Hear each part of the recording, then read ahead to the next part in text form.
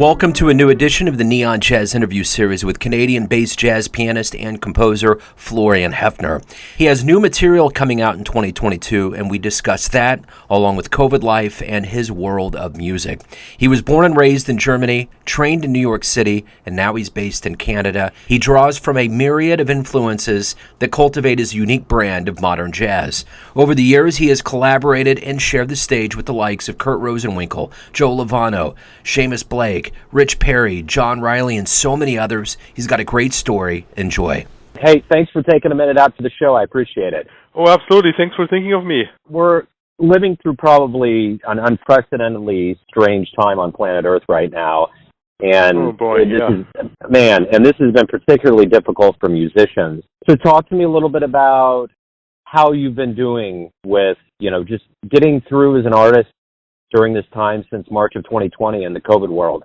Yeah, absolutely. Yeah, it has been very, very difficult, like for most artists, I think. With all the cancellations. I live quite isolated here in Newfoundland, so I always need to travel to play or bring in people. All of that shut down immediately in March 2020, so I lost a bunch of performances, like whole tours that I had booked in Europe. I had to keep postponing my recording because the people I play with in my trio, they were in Toronto and I couldn't travel there safely, so there were lots of disruptions. And then when we just thought it was all going to be fine again this fall, everything came back again. I was lucky to be able to go to Europe in October. I caught a brief window where it was okay. And I was supposed to go again in December, and that tour I had to cancel like 2 weeks before because of the Delta wave they had over there. We have Omicron. Everything is canceled again for the next little while. So that up and down I didn't quite expect. Yeah, the recent wave came quite as a surprise. Just when we were thinking we could, things are going back to normal and we could play again. So on that side, it's been pretty challenging with the performances.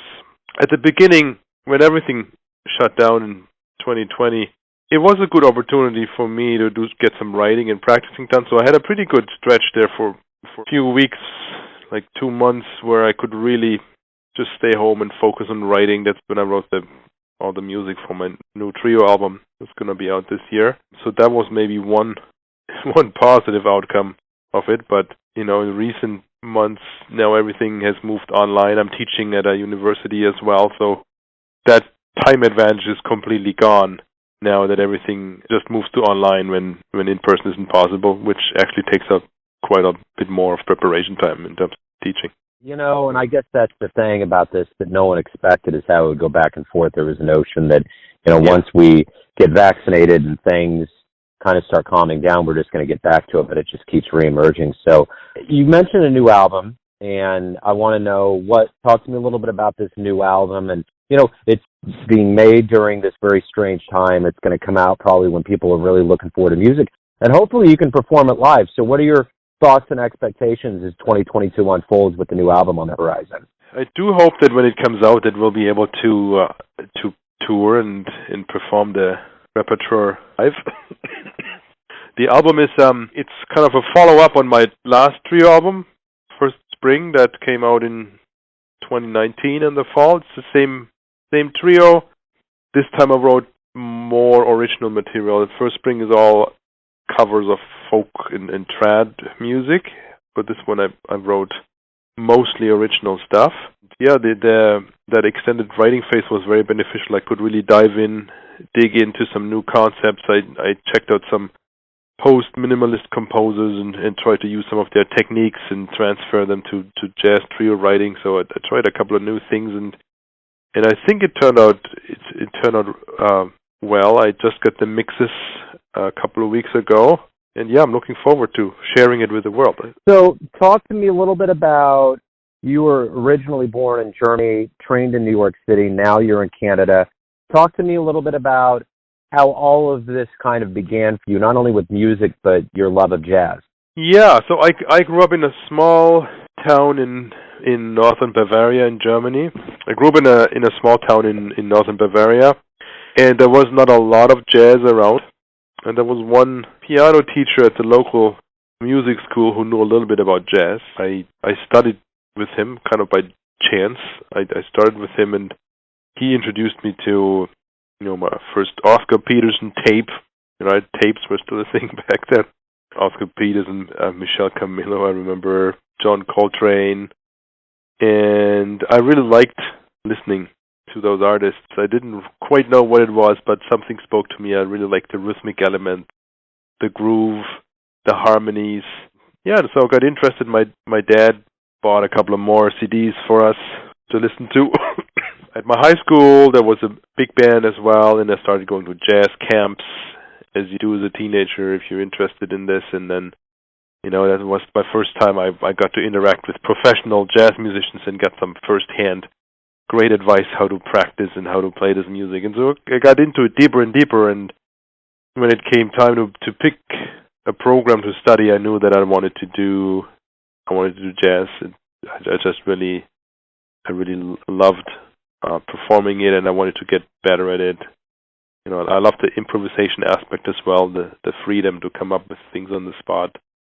Yeah, some of all these elements really spoke to me. And then I did my undergraduate degree in Berlin at the University of the Arts, and then I got a scholarship to go to New York, and I did my master's at the Manhattan School of Music.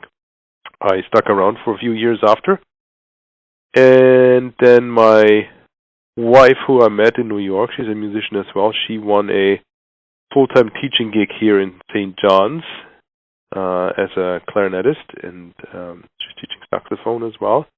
And so we just kind of tried it out to move out in a more remote location. We've been here now since 2014.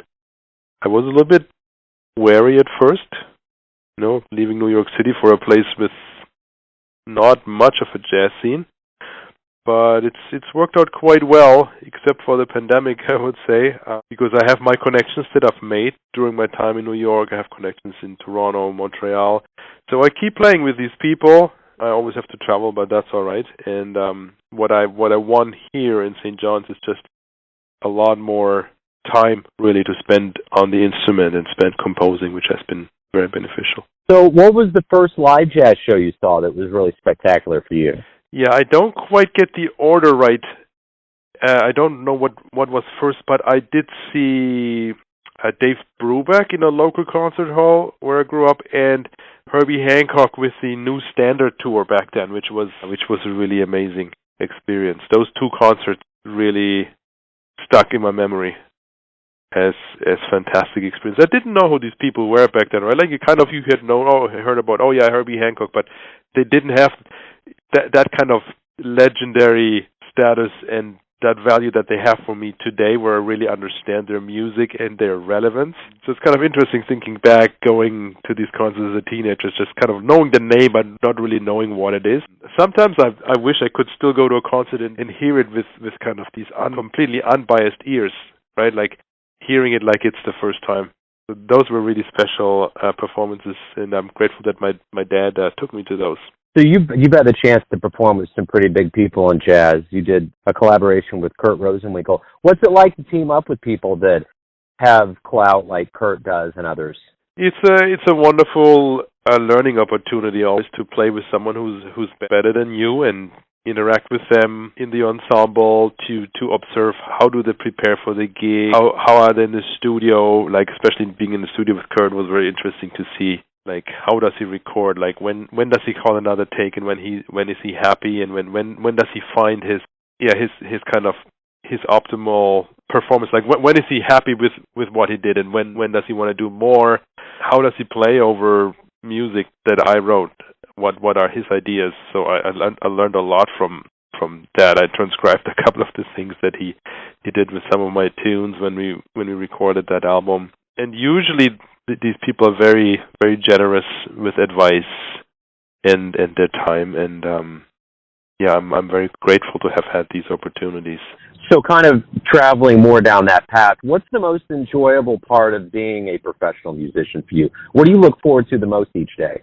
I mean, the highlights are always performing, right? Like especially being on tour with a group and really doing it day after day and really getting into a great rapport and knowing their repertoire really well. Yeah, my favorite thing is just going on stage and performing in a musical situation that I like. Right? There are also things that you do, kind of, playing a background show at a restaurant or something. That's fun too. But the highlights for me are concerts where I go and play my music or someone else's music, and people come specifically to listen to that music.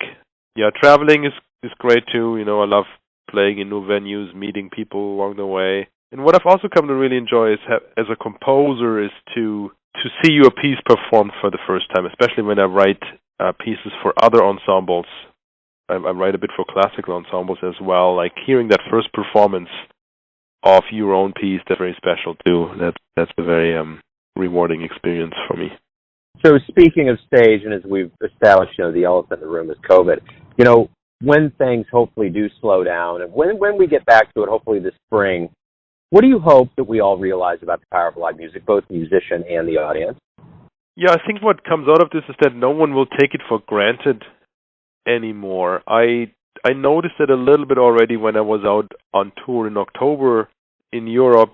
Like, people seem to be just more excited about live music, and they appreciated live music even more, I think. Like, I just felt that everything had a higher value to the people who came to the show, and they were just so happy that they were able to see a traveling band again. And if there's anything positive to get out of this is that realization that it can go away, and then we're going to miss it. And an online performance is just not the same thing, right? And you can see at the beginning of the pandemic, there were so many online performances, and this has kind of slowed down a little bit now, because I think there's a certain saturation, and people are ready to hear live music again, I think. Traveling further down that kind of magical road of live performance, if you could get into a time machine and go back and see somebody in the world of jazz at any point, see them live, who would you go see?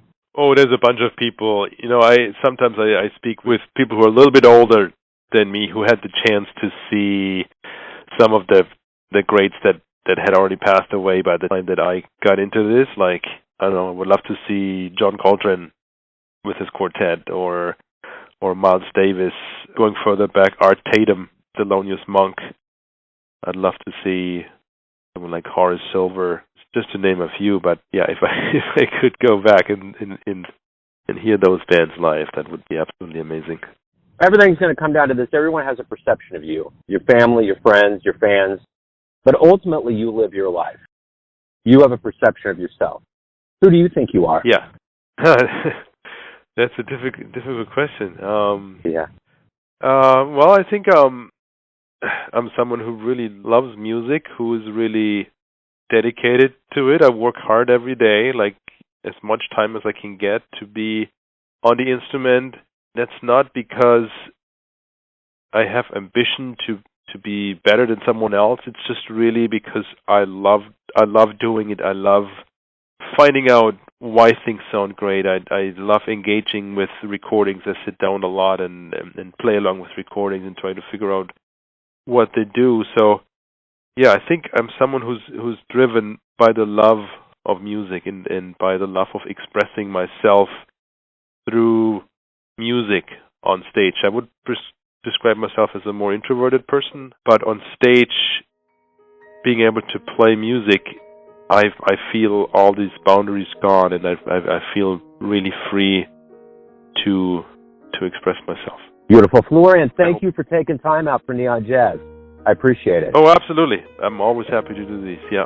Thanks for listening and tuning in to another Neon Jazz interview, where we give you a bit of insight into the finest players in Germany, Canada, New York City, Kansas City, and spots all over the world, giving fans all that jazz. And thanks to Florian for his time, music, and story. If you want to hear more interviews, go to Famous Interviews with Joe Domino in the iTunes Store.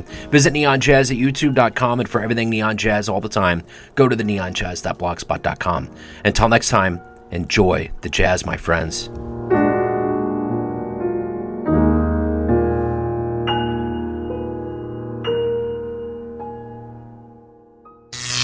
Neon Jazz.